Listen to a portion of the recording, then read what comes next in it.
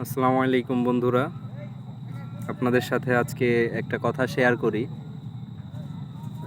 বিষয়টা হচ্ছে ফ্রেন্ডশিপ নিয়ে।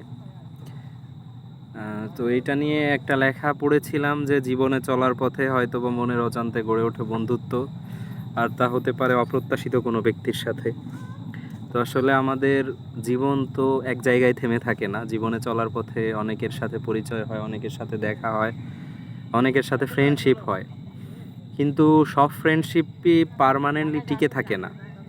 হাতে গোনা কয়েকটা বন্ধু বাদে সবাই সময়ের তাগিদে, সময়ের কারণে, পরিস্থিতির কারণে অনেকে হারিয়ে যায়। তো আসলে আমার লাইফে এরকম অনেক ফ্রেন্ড আসছে গেছে, তো ব্যাপার না, চিল। তো আমি বলি একটাই কথা, যে যে যেখানে আছে আল্লাহ যেন তাদের ভালো রাখে, সুস্থ থাকে, সেই দোয়া করি। যাই হোক, সবাই ভালো থাকবেন, সুস্থ থাকবেন। আল্লাহ হাফেজ।